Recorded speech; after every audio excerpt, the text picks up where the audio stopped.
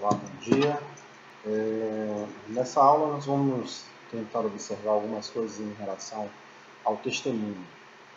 Vamos observar inicialmente três textos bastante interessantes, dois do Walter Benjamin e um da Graziella Ambrosio, que vão tentar mostrar um pouco de como o testemunho ele é observado no meio jurídico da Graziella Ambrosio e como esse testemunho também é observado dentro do âmbito filosófico.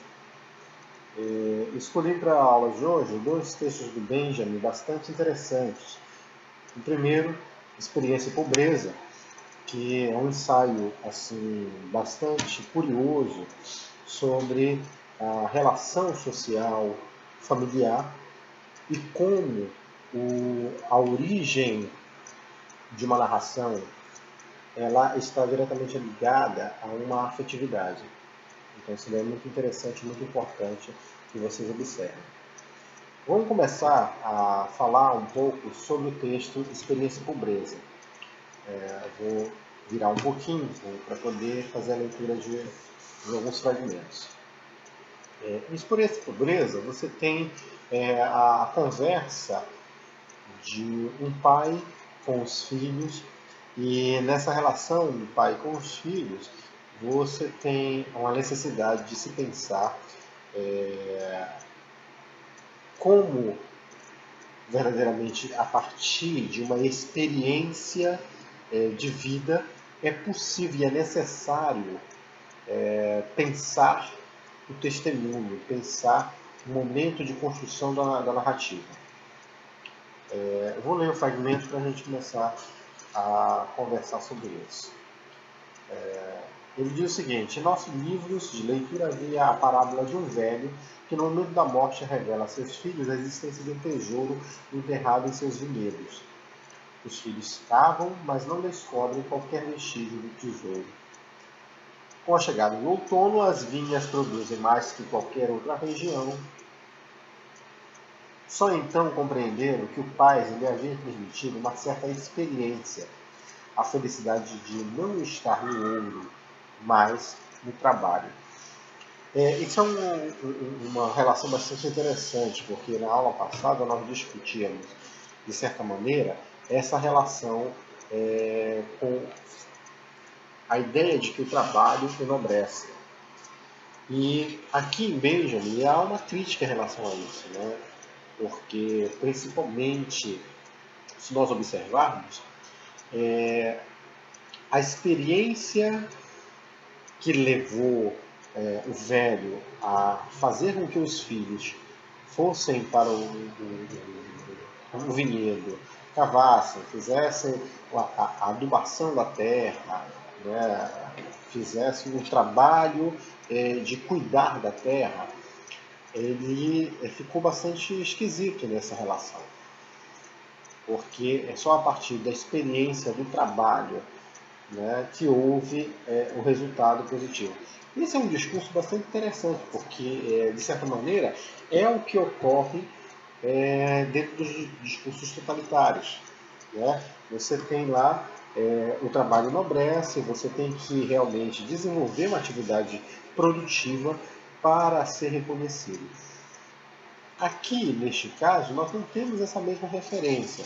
O que o Benjamin está chamando a atenção da gente está relacionado à necessidade que o jovem tem de ouvir aos mais velhos e tentar dar um fundamento desse ouvir aos mais velhos, invocando um momento importante no processo reflexivo, que é observar claramente que o homem ele não está livre das relações com o seu passado. Né? Isso é uma coisa bastante interessante. Então, por isso que essa passagem da experiência, essa passagem de uma memória, de um trabalho histórico do homem para outros homens, para os seus descendentes, ela está cada vez mais rara. E isso vai ficar bastante claro no segundo texto do Benjamin, o texto narrador, em que o narrador, o Benjamin, tenta mostrar para a gente um aspecto bastante interessante, porque há uma evocação do fim da construção da narrativa. Mas não é de qualquer narrativa. É a construção dessa narrativa evocativa, né, da experiência. Essa que é transmitida de pai para filho, essa que é transmitida de um ser, de uma pessoa mais experiente em relação a um aprendiz. Então, nesse processo todo, o que nós identificamos que Benjamin chama a atenção da gente? Para eu repassar, para eu fazer essa expressão da experiência, eu preciso, para fazer essa expressão, eu preciso, antes de tudo, perceber que, diante de uma realidade pós-moderna, naquele momento, uma realidade da modernidade, uma realidade ligada ao espaço industrial, à constituição de um automatismo muito grande, esse trabalho de fazer a transmissão da experiência a partir da narrativa, a partir, no caso do Experiência com Presa, a partir da fábula, da fabulação de uma realidade, da construção de uma hipótese, de um enredamento, de uma verossimilhança, de uma fantasia, de uma ficcionalização, ela se torna cada vez mais rara. Mas ainda existe, mas se torna cada vez mais rara.